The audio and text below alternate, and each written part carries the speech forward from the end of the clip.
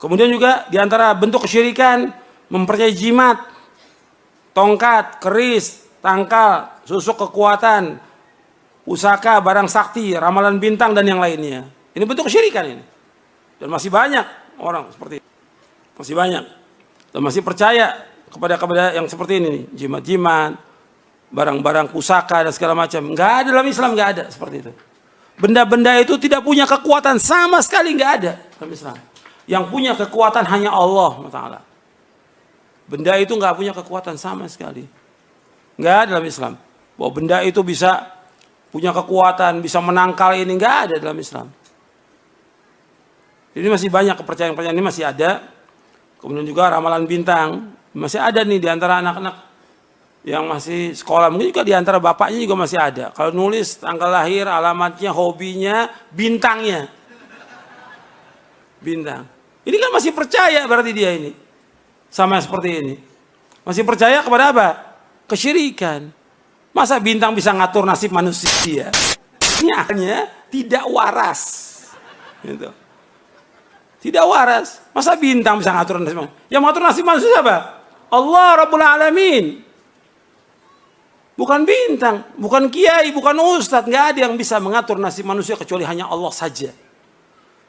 Dia baik atau buruk. Makanya kita mengikuti, mengimani tentang takdir yang baik buruk, kita ikuti jalan syariat ini.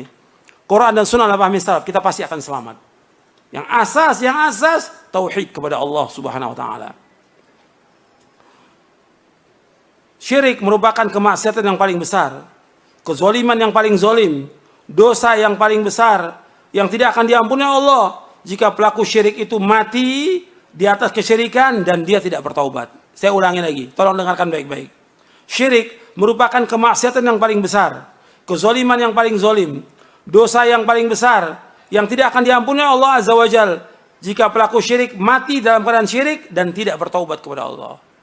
Jadi kalau dia mati dalam keadaan syirik, ya tempatnya neraka. Tapi kalau dia bertaubat kepada Allah, kalau bertaubat semua diampunkan.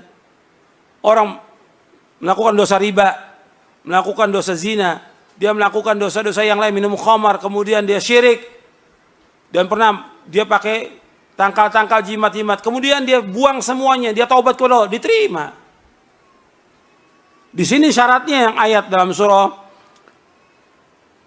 An-Nisa ayat 48 berkaitan dengan orang yang mati dalam keadaan syirik, nggak akan diampuni dosanya Allah. Innallaha yaghfiru yushraka bihi wa yaghfiru ma duna dzalika liman yasha. Wa may yusyrik billahi faqad iftara itsman 'azima. Sesungguhnya Allah tidak akan mengampuni dosa yang berbuat syirik. Barang siapa berbuat syirik, maka sungguh dia telah berbuat dosa besar yang paling besar. Ini bagi orang yang tidak taubat, mati dalam keadaan syirik. Kalau dia taubat, sekarang ada orang dia berbuat kesyirikan, di akhir hayatnya dia taubat dengan taubatan nasuha, diterima oleh Allah taubatnya. Dasarnya apa? Dasarnya firman Allah di dalam surah Az-Zumar. Antum lihat dalam surah Az-Zumar. Az-Zumar surah yang ke-39. Allah menyebutkan, "Qul li'ibadiyalladzina asrafu 'ala anfusihim la taqnatu min rahmatillah. Innallaha yaghfiru dzunuba jami'a innahu huwal ghafurur rahim."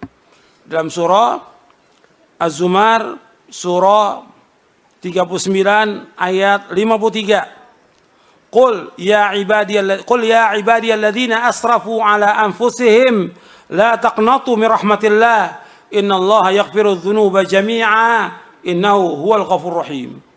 Katakanlah wahai hamba-hambaku yang telah melewati batas diri mereka, janganlah kalian putus asa dari rahmat Allah. Sesungguhnya Allah mengampuni semua dosa. Yaghfiru dzunuba jami'an, semua dosa termasuk syirik Allah ampuni. Kalau dia masih apa?